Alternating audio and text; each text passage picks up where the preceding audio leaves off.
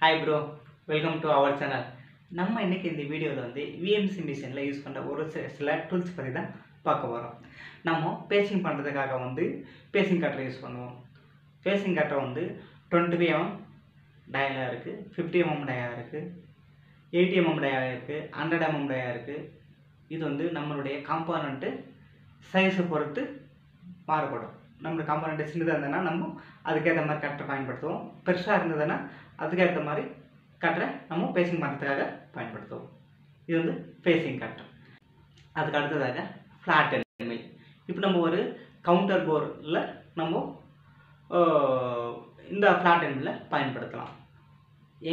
எந்த ஒரு இடத்துல கார்னர் பிரேக் 0.2 மேக்ஸ் கேட்டிருக்காங்களோ அந்த இடத்துல வந்து நம்ம இந்த ஃப்ளாட் எண்ட் மில்லை பயன்படுத்தலாம். ஏன்னா இந்த ஃப்ளாட் எண்ட் மில்லில் வந்து ரேடியஸ் கிடையாது, ஷார்ப்பாக இருக்கும் கார்னர். அதனால் நம்ம இந்த ஃப்ளாட் எண்ட் மில்லை பயன்படுத்திக்கலாம்.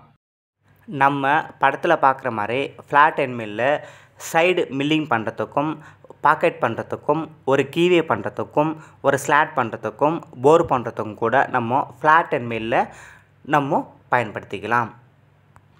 ஒரு சில இடத்துல வந்து ரேடியஸ் கேட்டிருப்பாங்க.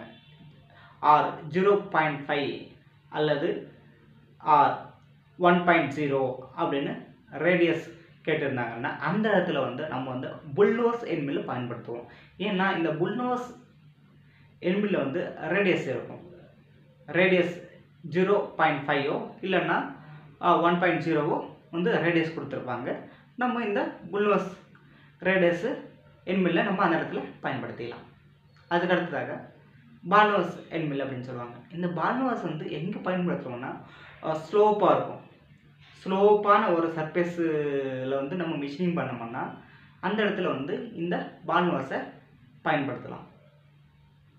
அப்போ தான் அந்த கரெக்டாக மிஷினிங் பண்ணுறதுக்கு வந்து கரெக்டாக இருக்கும் அந்த பால்னோஸ். ஏன்னா அது வந்து ஒரு மேக்ஸிமம் பாயிண்டில் வந்து கட்டி எடுத்துகிட்டு போயிட்டே இருக்கும். அந்த இடத்துல வந்து அந்த ஸ்லோப்பான ஒரு பகுதியில் வந்து நம்ம பால்னோஸ் எண்ட் மில் தான் நம்ம அந்த இடத்துல நம்ம போட்டு ஃபினிஷிங் பண்ண முடியும் காம்போனண்ட்டை. அதுக்கு அடுத்ததாக வந்து த்ரெட்டு, அதாவது டேப்பு. நமக்கு ட்ராயிங்கில் என்ன டேப் சைஸ் கேட்டிருக்காங்களா, M3 கேட்டிருக்காங்களா, M5 கேட்டிருக்காங்களா, இல்லை M10 கேட்டிருக்காங்களா பார்த்து அதுக்கேற்ற மாதிரி நம்ம வந்து டேப் சைஸை செலக்ட் பண்ணிக்க போகிறோம். அதே போல் ஒரு ஐடி குருவிங் கேட்டிருந்தாங்களா, ஒரு ஐடியில் குருவார் மாதிரி கேட்டிருந்தாங்கன்னா அதுக்கேற்ற மாதிரி ஐடி குருவிங் டூலை வந்து நம்ம வந்து செலக்ட் பண்ணிக்குவோம். ஓகே ப்ரோ, தேங்க்யூ ஃபார் வாட்சிங். நம்ம அடுத்த வீடியோவில் சந்திப்போம். மேலும் பல தகவல்களுக்கு நம்ம சேனலை ஃபாலோ பண்ணிக்கோங்க.